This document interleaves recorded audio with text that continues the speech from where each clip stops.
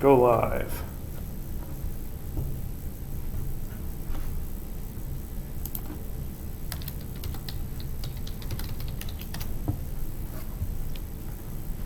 All right, so today we are going to study vision to some extent.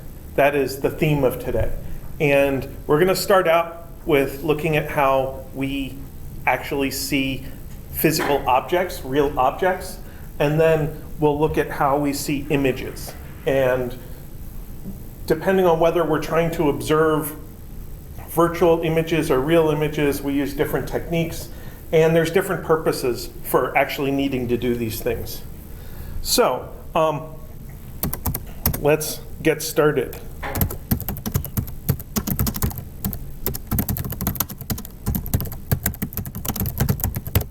Our eyes are basically cameras.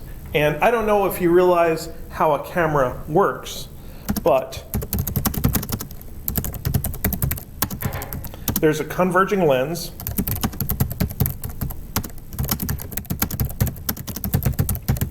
That projects an image onto a detector.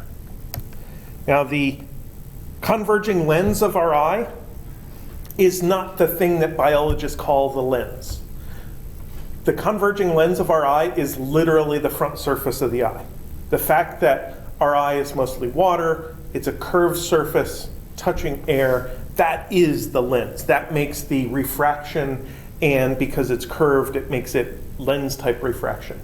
There is a lens inside our eye, and that's used to fine-tune the parameters so that we can see different things. The word camera actually means box.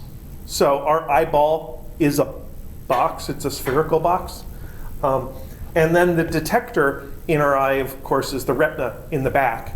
And in a physical camera, in an electronic camera, the detector would be actually a little silicon chip with lots of little charge CCD, charge conduction devices or something like that. Basically, little capacitors, and when light hits them, it makes the material in the capacitor conductive and discharges the capacitor. So then the capacitor is exposed to light for a short period of time, and then the voltage is measured, and the voltage is translated into the amount of light that happened to hit the sensor. So I want to put up a diagram of a converging lens. So here it is, paste. There is a converging lens in what I call the projector format. And I just built this using the PhET simulation called geometric optics, and I cranked the curvature way down, and I told it to show principal rays and then put my object out here. We looked at this simulation on Tuesday, and we saw that when the object is out here far away from the lens projects a real image. The closer the object is, the further away the image gets. And if we make the object really close, then we end up seeing the other kind of image, a virtual image. But we're looking at this type of image here. So in this diagram, I want to point out a few things. And the rays that I had it draw are called the principal rays. The upper one is called the parallel ray because it is parallel to the baseline of the diagram. The middle one is called the central ray. And then the bottom one is called the focal ray.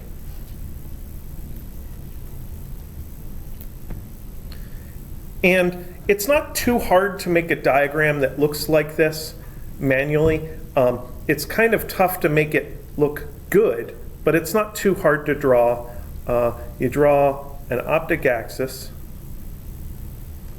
and then a lens, mark 2 copies of the focal point, one on that side and one on that side, and then put an object out here.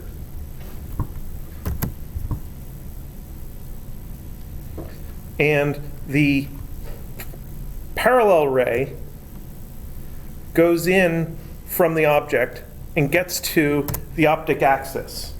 And it's parallel to the plane, or parallel to the baseline of the diagram. When it gets to the lens, it bends and it goes through the focal point.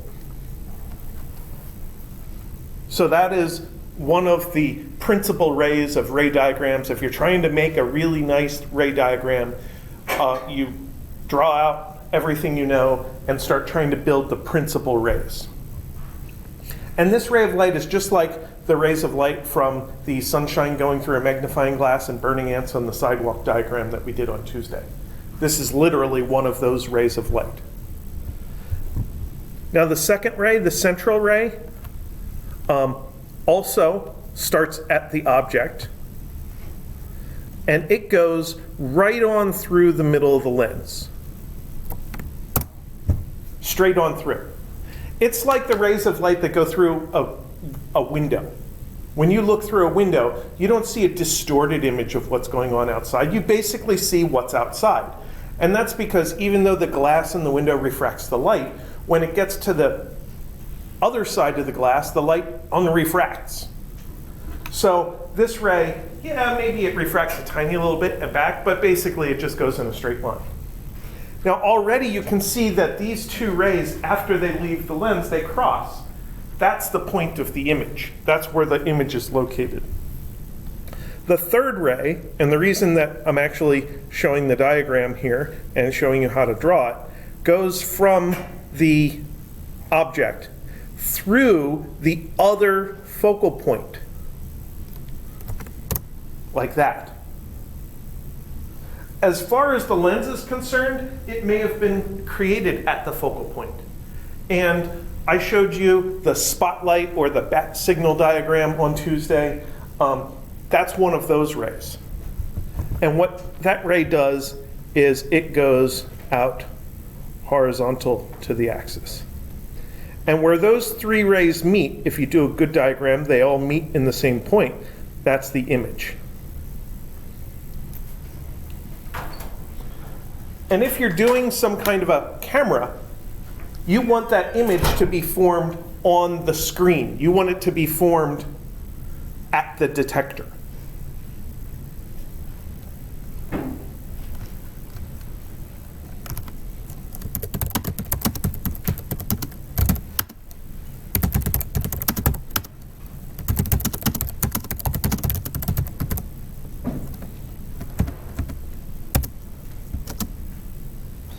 Now, when we use our eyes, the detector we're talking about is about 3 centimeters from the lens. That's the diameter of our eyeball. And I want to think about how we look at the nearest objects first, and then we'll look at the furthest objects. So we're talking about an object distance of about 25 centimeters. That's a typical near point for people who have normal vision. Now, personally, I can't see things at 25 centimeters anymore. That's only about this far in front of my face, and things are blurry at that distance. I need to hold my phone about 30, 35 centimeters from my face now. But 25 centimeters is a nice typical value for somebody who is not suffering from farsightedness. And then our Q value, which is the image distance, is the 3 centimeters. So you put those together in the lens equation, 1 over P plus 1 over Q equals 1 over F, and you get F is 1/25 plus 1/3, all to the minus 1 power.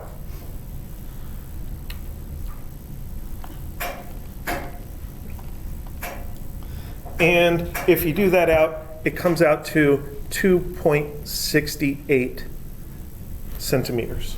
So in order to read things that are really close, your eye has to adjust and have this focal length of about 2.7 centimeters, a little bit less than 2.7 centimeters. Note that when you do lens calculations, if your equation only involves distances and nothing squared or anything, you can use whatever units you want. So every single term in that equation is an inverse distance. They're allowed to all be inverse centimeters. In other words, the denominators can all be centimeters and we're fine. Now the point, the Q value, the P value, the smallest object distance that you can see is called your near point.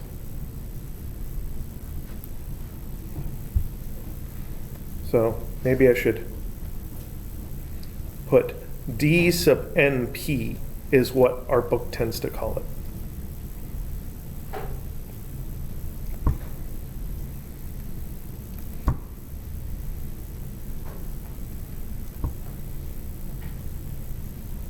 Now we can't just see things that are right in front of us, we can also see things that are very far away. That would be called our far point, the furthest distance we can see. And for that, I like to use a p-value of infinity, but the Q value is still the same. It's still 3 centimeters. So F is 1 over infinity plus 1/3 to the minus 1 is 3 centimeters.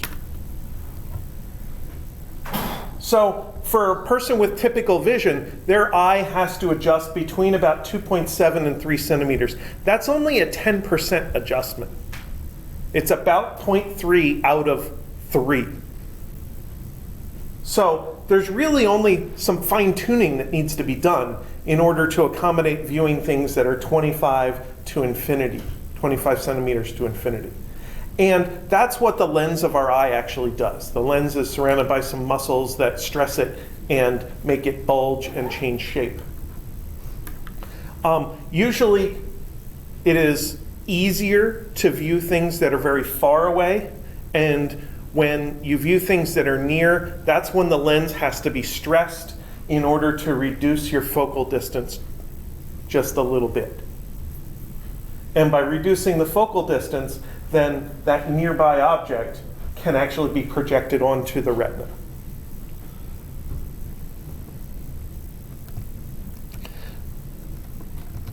So we have two very common vision anomalies that lots of people have. If your far point is not out at infinity, that means you have trouble seeing far things. That makes you nearsighted. So, are any of you guys nearsighted? 3, okay. And in order to deal with that, you need to have glasses that basically bring your focal point up a little bit, get it up to 3. Your focal distance is a little small for the size of your eye. And then if you have trouble seeing near things, which is what I'm having, then you are somewhat farsighted. And that requires getting your focal distance down a little bit through corrective optics.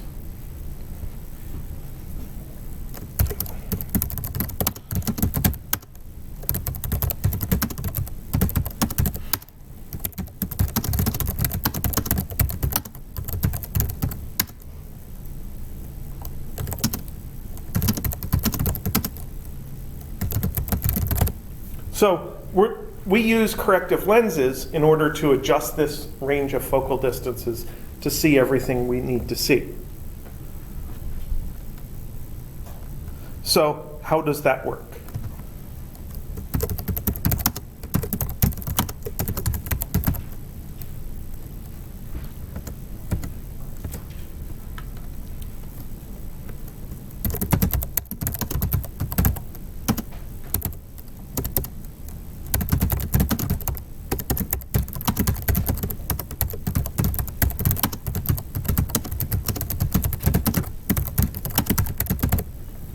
So we have two kinds of lenses we deal with, diverging lenses and converging lenses.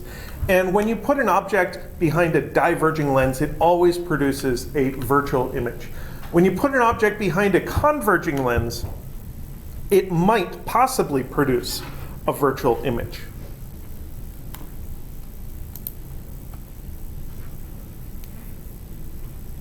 So let's do a diagram for a converging lens.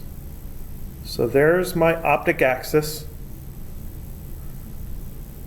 There's my lens. Maybe I'll draw a fake lens there so that we can think about what it looks like. And since this is a converging lens, it's going to have focal points, like there and there. And I'm going to put an object in here about 2/3 of the way to that focal point. And I want to think about those same three principal rays that we had for the projector case for the real image. So we have a parallel ray. That goes in horizontally, and then it bends to go through the focal point, and it heads out that direction. We have a central ray that starts at the object and goes straight on through the center of the lens and then keeps going. And then we have this third ray, the focal ray. Now, the focal ray has to make use of the other focal point. So the focal ray's got to line up with our object and the left-hand focal point. But all the rays move from left to right. So when I draw the focal ray, I kind of draw a dashed line to line up with the focal point, and then I draw the ray going forward till it gets to the lens, and then it goes parallel.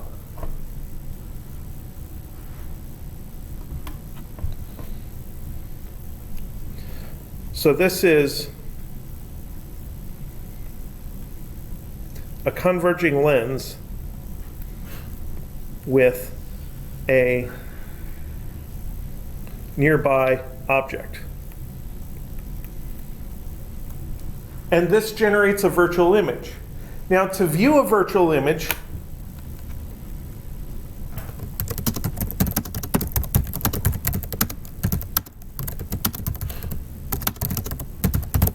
all we have to do is look into the lens. So we go over here, and we set up our eyeballs over here. There's our eyeball.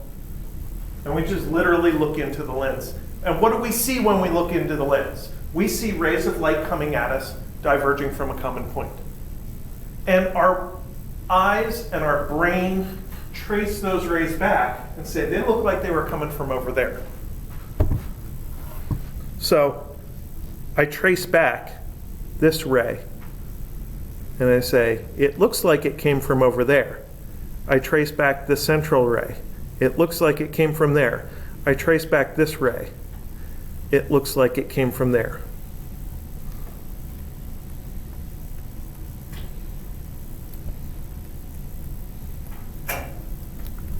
And that's the virtual image.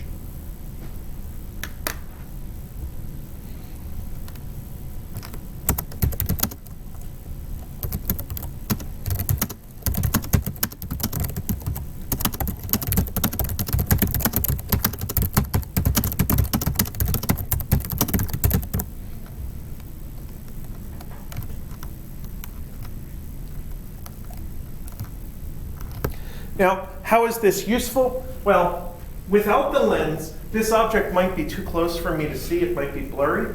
But with the lens, my eyes aren't looking at the object. My eyes are looking at the image. The image is further away from me. The image is far enough that I can see it. It's within my range of vision. So,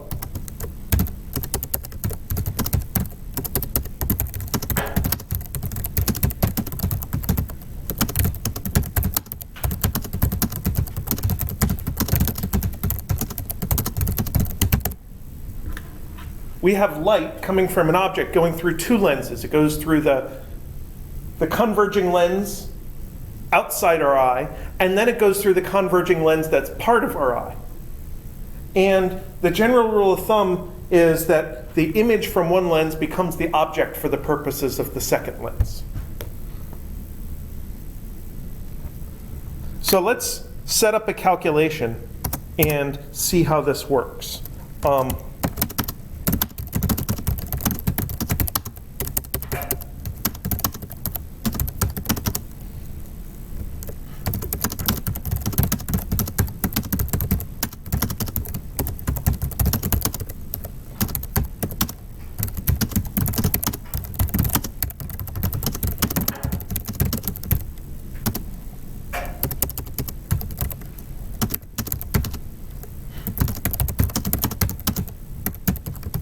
So I want to be able to read my phone at this close distance, but I can only see things that are further away.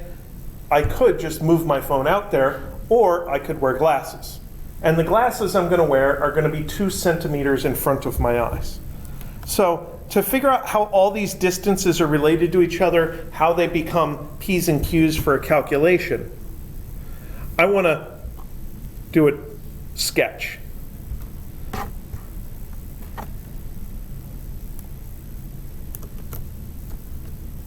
So there's a baseline, and here at this end is my eye. Here is a lens, which is 2 centimeters from my eye. And then here is something I want to read.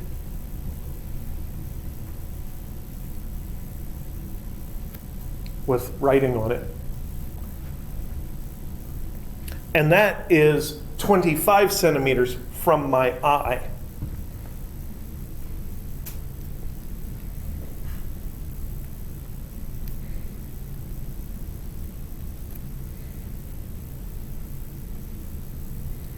And then the thing that I'm reading is adjusted so that there's another copy of it out here. This is the image, which is 35 centimeters from my eye.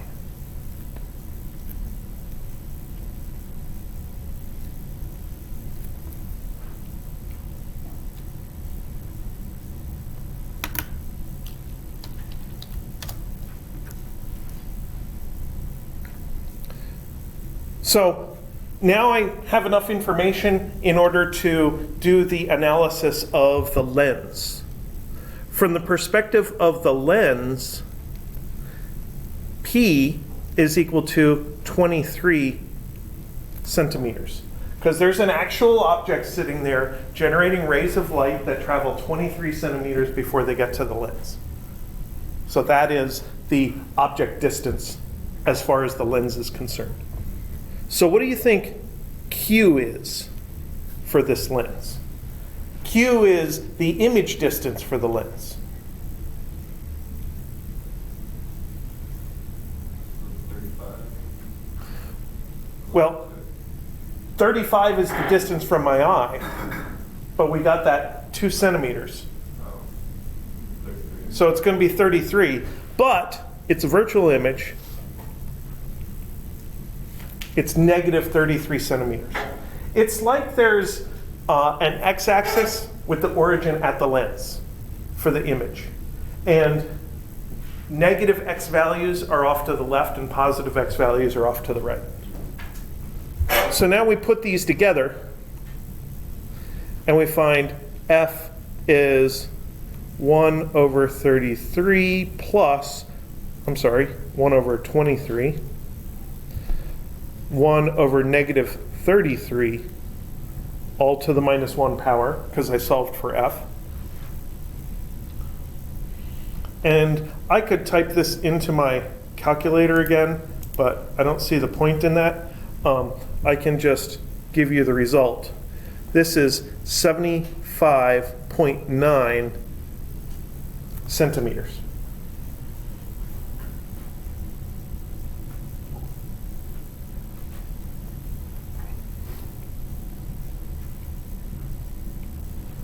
So now this will be a situation where I can actually see what's going on. I can actually read this book without having to stretch my arms out really far.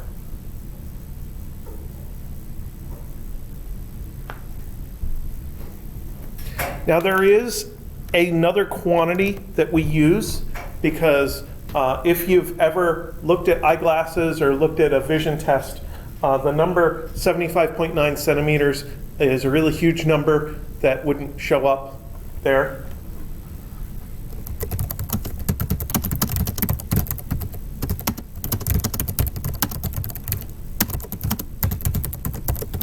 There's a different quantity that's used called the lens power. And that is the inverse of the focal length measured in meters. So power is 1 over f is 1 over 0.759. And this comes out to 1.32. And the name of the unit is diopters. I'm totally convinced somebody made that word up.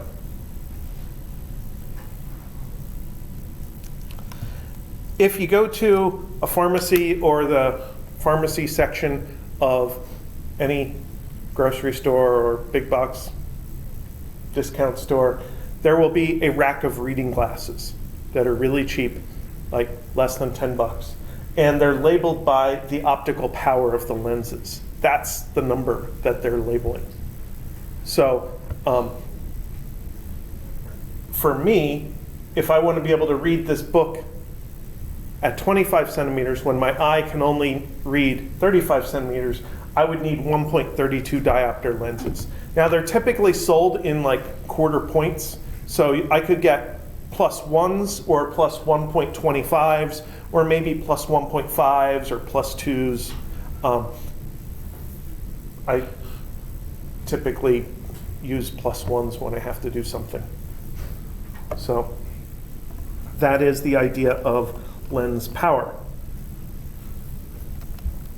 Doesn't it hurt your eyes if the power's too much? If the power is too much, then the lens can generate an image that is beyond infinity. And since we're calculating 1/over distances, that beyond infinity distance turns into a positive distance behind you. So instead of getting diverging rays coming from a common point, your eye is hit by converging rays. And your brain really tries to squeeze on the lens of your eye to try to adjust. And yeah, it can be annoying.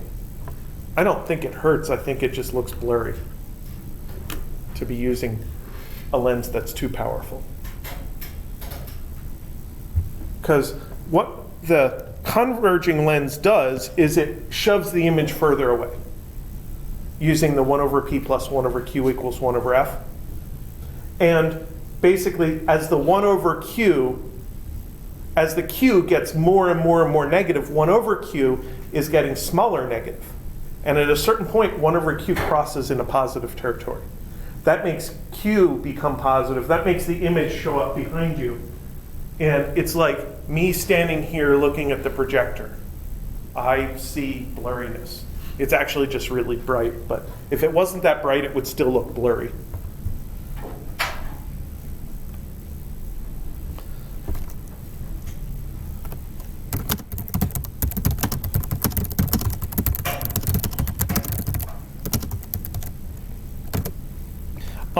Diverging lenses do basically the same thing.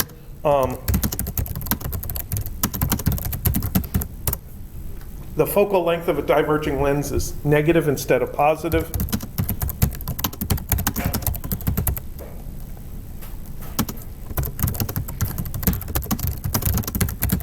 And the virtual image you get from a diverging lens is closer to you, and it turns out smaller than the image.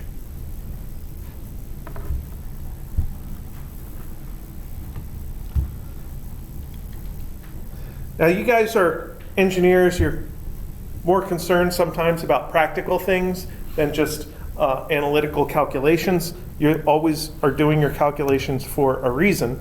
So the practical use of these is a magnifying glass. I mean, yes, vision correction is practical, but everybody at some point or another wants to see something that's tiny and get a better view of it. And the easiest device you can use to see tiny things, tiny details, is a magnifying glass.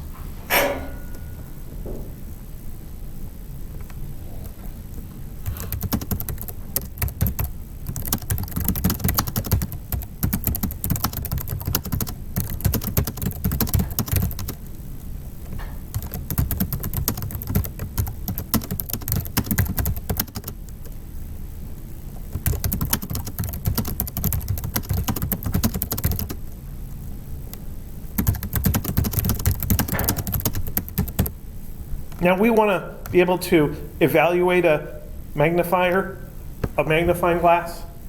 So we need to have something to measure to see whether this measurable thing is made better or worse by the magnifying glass. And the thing we're going to measure is angular size. So here is my diagram that relates to the concept of angular size. There's a baseline here. And at this end of the diagram, I'm going to put my eyeball head person. And out here, I'm going to put some little detail that they're trying to look at with a size H.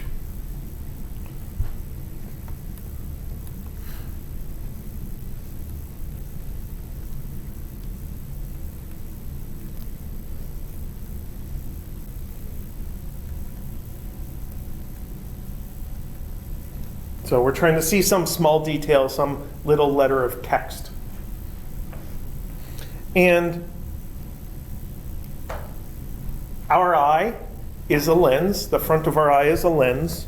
So there is a ray of light that goes through the lens and keeps going straight and hits the back of the retina. And then there's another ray of light that comes from the other end of the object. Whoa, that's not what I wanted. I wanted to draw a line. And goes through the center of the eye and hits the back of the retina. So the thing that affects the size of that projection on the back of the retina most is this angle here, theta, called the subtended angle. And I think this one, our book calls theta 0 for the original theta of the object. And this distance here we'll call d. That's how far the object is from our eye. And you should be able to see that the tangent of theta is equal to theta 0 is h over d. That h is the opposite side and d is the adjacent side. That is also approximately equal to theta.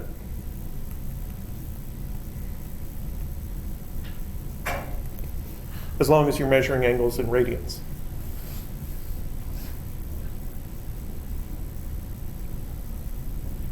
We're actually not going to do all that much with worrying about the angles themselves. We're going to look at ratios of angles. How big is this theta when we view an object by itself versus how big is the theta when we view an object with the magnifying glass? That's what we're going to measure. So we don't really care whether we use degrees or radians. And using radians gets the trig functions out of our analysis, so it makes it a lot easier to deal with. So this is called the small angle approximation. It's basically taking advantage of the Taylor series for the tangent function. Maybe you remember that the sine function is theta minus theta cubed over 3 minus theta plus theta fifth over 5 factorial. The 3 was supposed to be factorial in the denominator. Minus theta to the 7th over 7 factorial, etc. So sine theta is approximately equal to theta for small angles. Cosine theta is approximately equal to 1 for small angles. And when you take the ratio, tangent theta is approximately equal to theta.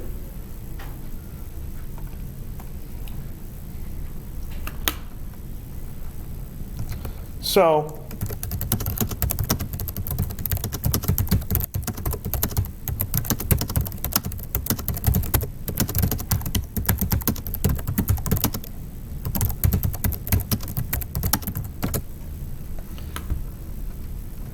when you're talking about using a magnifying glass, usually you're talking about being able to move the object around, move yourself around.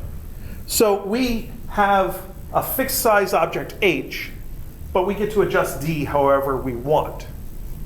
And in order to get the biggest possible theta, use the smallest possible D. The smallest distance we can see is called our near point. So rather than make it customized for every human on Earth, there's a standard value of the near point, and we just call this theta naught is H over 25 centimeters. So that's our point of comparison. That's the angle that we can get some detail to be without any magnifying glass.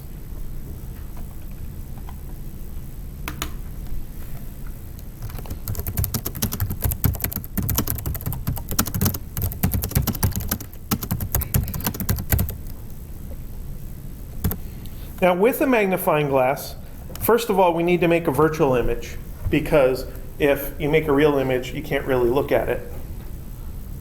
So that means that as far as the lens is concerned, Q has to be less than, I'm sorry, not Q, P. P, the object, has to be less than the focal distance of the lens.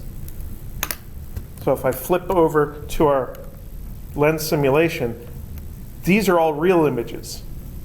We don't get a virtual image till we flip around like that.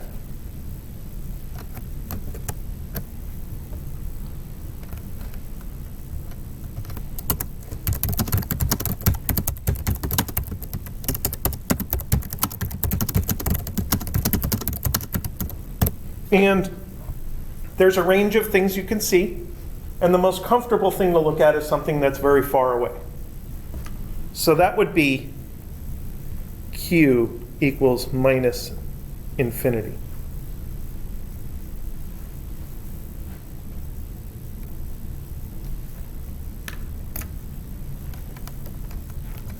And then, next logical step.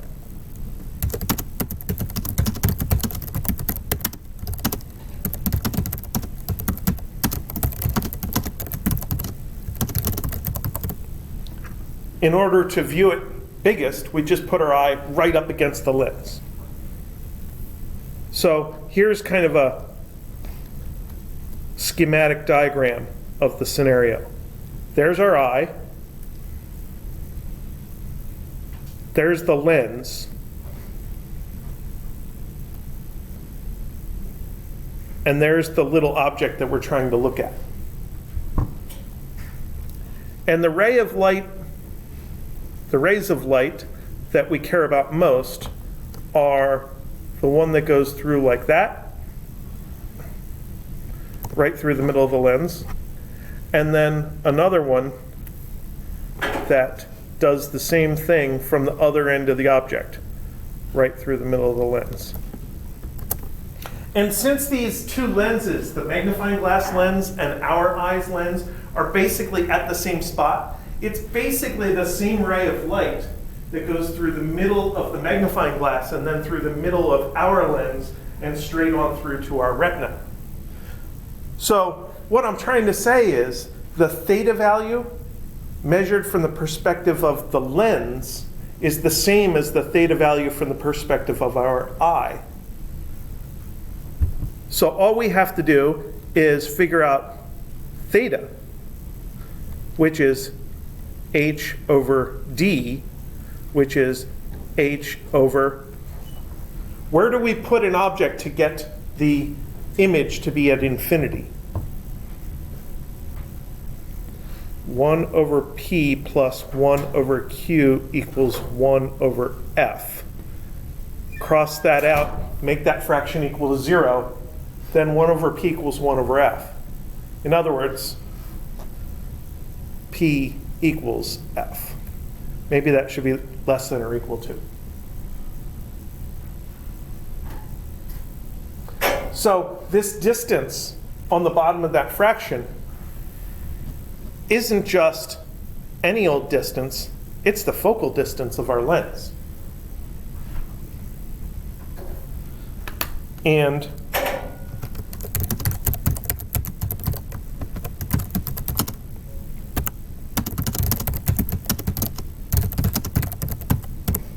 the angular magnification just comes from the ratio of these two angles. I'm going to call it M subscript theta because there's two kinds of magnification, angular and linear magnification. And I can never remember which letter M is which. So I'm just going to put a subscript there to remind me. So this is theta over theta original. Whenever we do delta, we do final minus initial. Well, this is final divided by initial.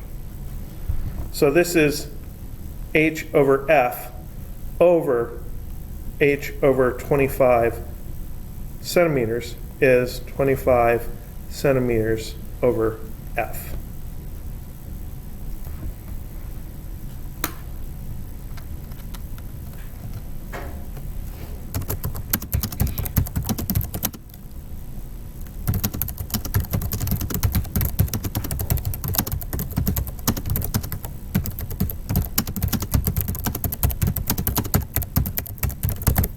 Now, as it turns out, we can actually move the object a little bit closer and make the magnification a little bit more. What that's going to do is it's going to bring the virtual image in closer.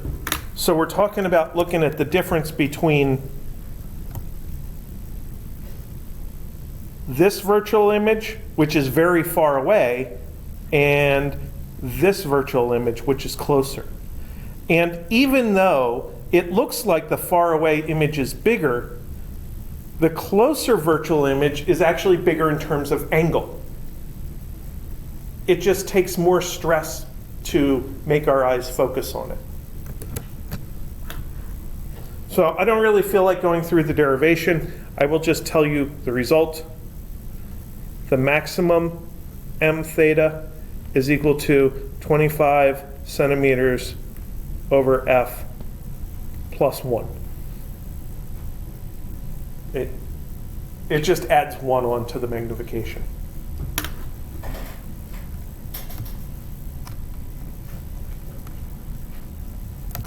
So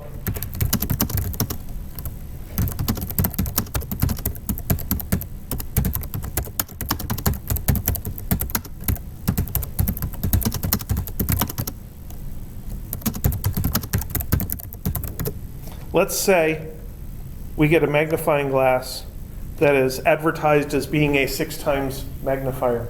I want to know the lens power in diopters of this thing.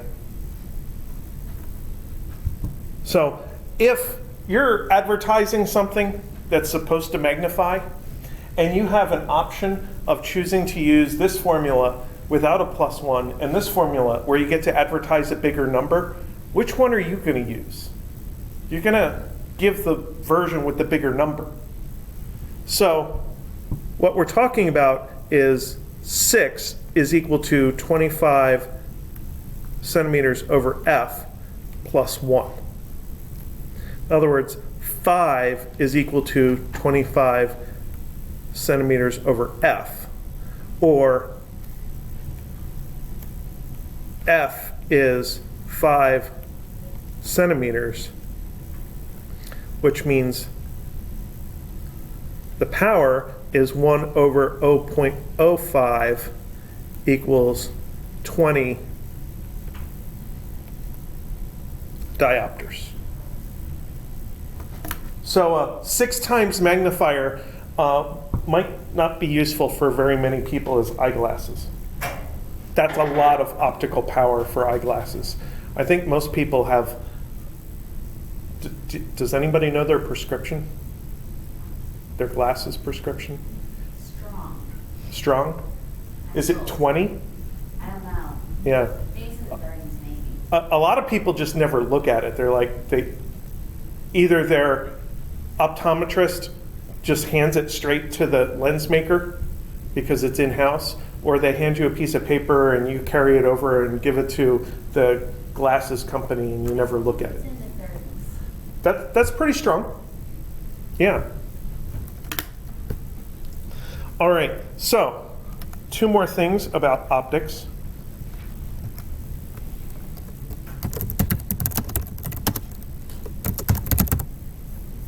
So this page is all about viewing real images.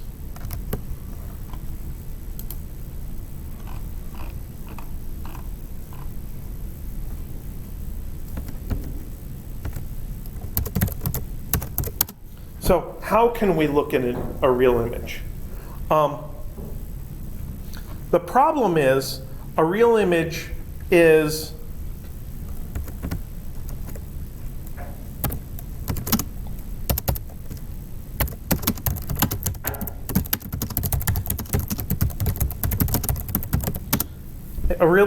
formed by converging rays of light that cross each other.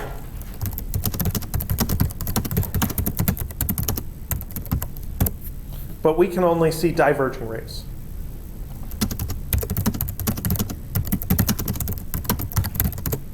So then, how can we actually see a real image? So let's go over to the simulation here and grab the object and move this image around. So how can I view this real image? I can't put my face right up against the lens. Those are converging rays of light. I can't see those. So one option is I can just step back from it. Because if you get back past the image, then the image will be in front of you. But it'll be floating around in midair in front of the lens. Not only will it be floating around in midair in front of the lens, you'll only be able to see it when the lens is behind, because the rays have to come from the lens. So we could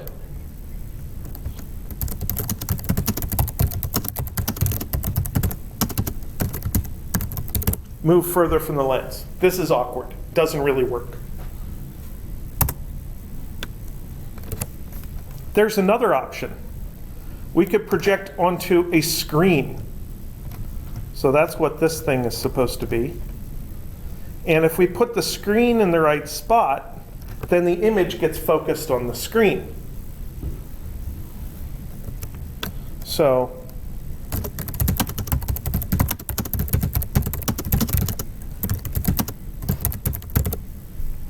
we could put the screen or a detector at the image location. And this is actually used with modern digital telescopes. So the modern telescope is a converging lens or maybe a converging mirror. It creates a real image. And if you put a camera body, so take an SLR camera with a removable lens, take the lens off and install it on the back of the telescope, you can focus the telescope directly onto the camera detector, onto that little silicon chip inside the camera. And then you stream the image to your computer screen or take data for some extended period of time to filter out noise and stuff like that, and you get a beautiful picture of what was going on in the sky. But there's a third option for how we can view a real image.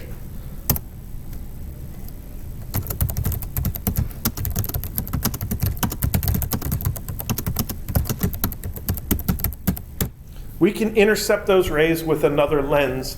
That other lens is called an eyepiece.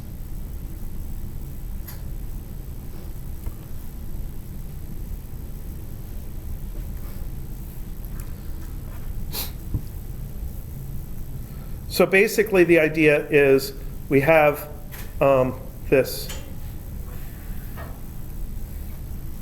optic axis with a real image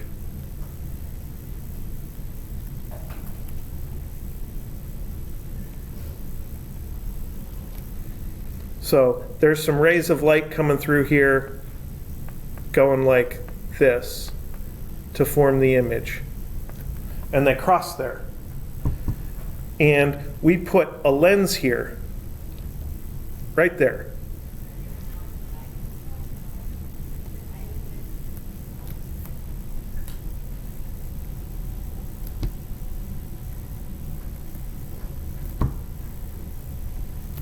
And the eyepiece allows us to put our face right up here, and it generates a virtual image that is far away, and we can look at it. So,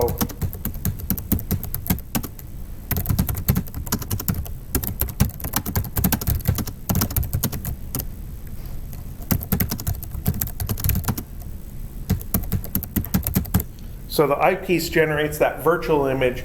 We typically think of the virtual image as being out at infinity. And that's what we actually end up viewing through the eyepiece.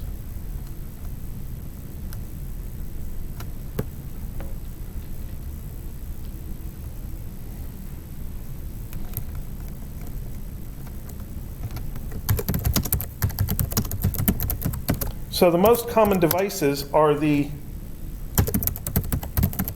microscope and the telescope. And they're sort of the same thing in a sense. You can actually use the same lenses to make a microscope and a telescope.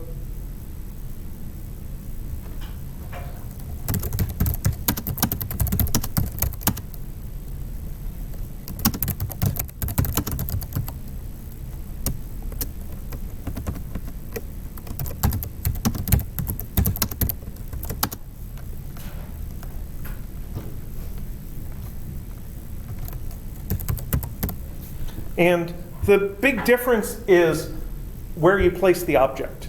If you have a microscope, you place the object really close to a converging lens. Since this converging lens is close to the object, it's called the objective lens.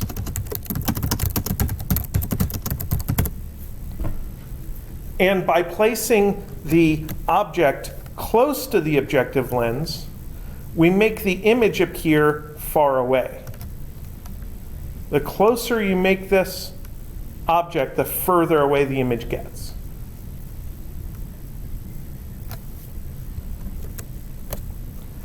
And eventually, far away from the objective lens, the real image is formed. Then you put the eyepiece in front of it, and then you can look at it. Then we can view the final virtual image.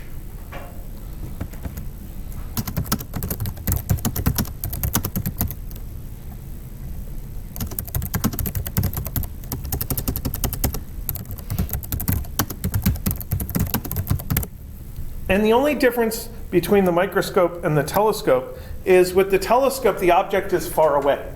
The object has to be far away from the telescope. Well, it doesn't have to be, it just is. That's why we use a telescope, is to look at far away objects.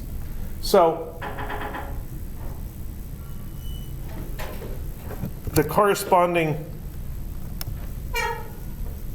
diagram looks like this. You put the object as far away as possible. That brings the image in, which is, the image turns out to be pretty much at the focal point of the objective lens. So I want to go through the diagrams real quick and look at the formulas. I have them over here for copy and paste. So there we are. There's the microscope.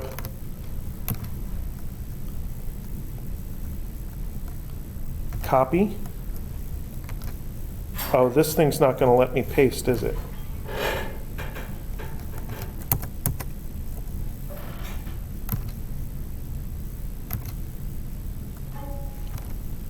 Paste. Ah, it did paste. Cool. So here's the microscope situation, the compound microscope. So we have two lenses, an objective lens and an eyepiece. We put the object here fairly close to the objective, but outside the focal length. And that projects a real image here. This is the first image in the microscope. That's the one that we want to look at in order to see some detail that's going on in the object. Now, we can't look at a real image, so we put another converging lens, the eyepiece there. and that generates a virtual image way out here. So you put the object outside this focal distance to make a real image. You put this object now inside the focal distance to make a virtual image. And then we're over here, and we're looking at the virtual image. Now, in order to calculate the magnification of the microscope, the first thing we want to do is figure out the size of this intermediate image, the first image. And there's some similar triangles here. There's a triangle here and a triangle here that are both formed by the central ray through this objective lens. And the ratio of those heights, the height of I1 to O, is the same as the ratio of those distances, the Q1 distance to the P1 distance. The only difference between those two ratios is that the image is upside down, but the P's and Q's are both positive. So the magnification, the initial linear magnification, is just negative the ratio of P to Q for the first lens. And the Q value is approximately equal to L. A microscope is built with two lenses, some distance from each other. The distance is L. It's called the length of the microscope tube. And Q is approximately L. And the P distance, well, that's approximately the focal length of the eyepiece. So this fraction Q over P is approximately equal to L over F. Now, you may say, it's not actually equal to that fraction because L's a little bigger, right? Well, it gets corrected. By the time you work out all the details, it turns out that that fraction for the initial linear magnification is really close to correct. So now, that creates this real image that we want to look at. The eyepiece is basically a magnifying glass. So we can just use the magnifying glass formula for that. So we apply that 25 centimeters over eyepiece focal length, combine them together, multiply this ratio times that ratio, we get the overall magnification of the microscope. Now, this is a really boring formula to process. It's a straight plug numbers in and get results out. But there are two questions that I like to ask about this, two kind of more conceptual questions about the pattern of values. One of them is, what kind of focal lengths lead to the highest magnification? What do you want to do to the focal length values in order to increase the overall magnification? That's the first question. What do you think? Yeah, smaller focal lengths, which is more power, gives you more magnification. Great. Then, what if we take this microscope and flip it around backwards and look through it backwards? What ends up happening? You need to go here further away. Well, that's what happens with a telescope. But to see what happens with a microscope, we have to believe the derivation we did and think about what happens when you reverse the F's. What happens when you switch them in the formula? If you switch these F values, it doesn't change the result. So for a microscope, it actually doesn't make any difference. Now, there is a big difference between the objective and eyepiece in a typical actual microscope. The eyepiece in a microscope should be about the size of a dime, because you put your eye up against it and you want to be able to see things in lots of different directions. Whereas the objective lens in a typical microscope is like the size of a BB. So if you look backwards through a typical microscope, you wouldn't get much field of view. You'd be able to see like a little tunnel of view. But it'd be magnified. It'd be magnified just as much as when you turned it around the other way. What would happen if they're the same size? Then it wouldn't make any difference whatsoever to you. Now, a more sophisticated microscope might have more than 2 lenses, and the formula may not be so symmetric. This is the simple compound microscope. Okay, so that's the microscope. Let's take a quick look at the telescope. That is over here, and then over here, copy, and then go to the PM class, and paste. Yay! So here is the same diagram, but for a telescope. And for a telescope, the thing you have to remember is we don't have the option of adjusting, of maximizing the original angle of the object. The object is very far away. It might be gigantic. We could be looking at the sun or Jupiter, which are both gigantic from our perspective. But they're really far away, so the angle is small. And the objective lens will naturally form a real image when the object is far away. So that's this intermediate image. And then we use the eyepiece in order to be able to view the intermediate image. Now, when calculating the magnification of the telescope, it's a little weird. Basically, we want to know this angle here, this theta of this green highlighted triangle in this diagram. Because that's the size of the image that we're looking at. And what I've highlighted here is a triangle that forms the intermediate image, not the one we directly look at, which is the final virtual image, but the intermediate real image inside the telescope. That is a common side to these 2 different triangles. And the other side of these, the other leg of these 2 triangles is the focal length. The objective focal length here and the eyepiece focal length over there.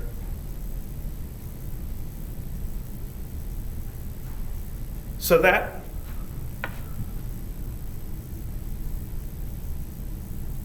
angle with the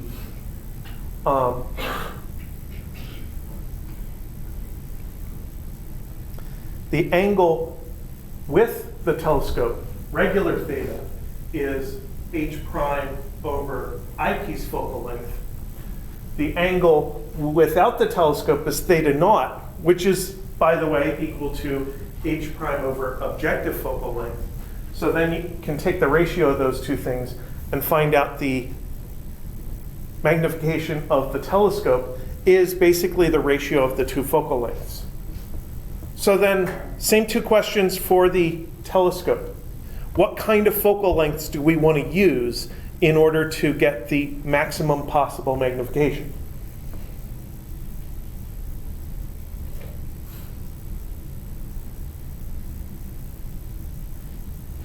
What kind of eyepiece do we want? And what kind of objective do we want? We need a large focal length objective and a tiny focal length eyepiece. And the total size of the telescope is related to the total of those 2 values. So if the objective is going to have a big value, that makes the telescope really big. So that's why professional telescopes tend to be gigantic, because they have to have this big focal distance, which makes things far apart. And then they make them bigger across in order to collect more light to make it easier to actually make observations. So then what happens if you switch them in this formula? That's where the large magnification becomes an inverse small magnification. And that's what happens when you look through binoculars backwards.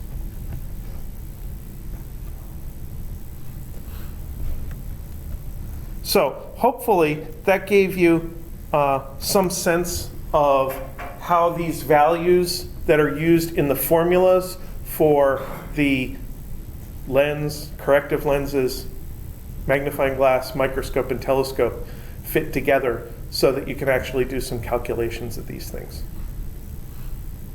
I did post homework 6A yesterday, and homework 6B is about the stuff we're going to go over on Tuesday. Homework 6A is a little longer, it's about optics. Homework 6B is like 4 questions. Are they both due on the same time? Yes. Currently, they're set to be due on Sunday, December 1st. All right. Any questions? Okay, let's get out of here.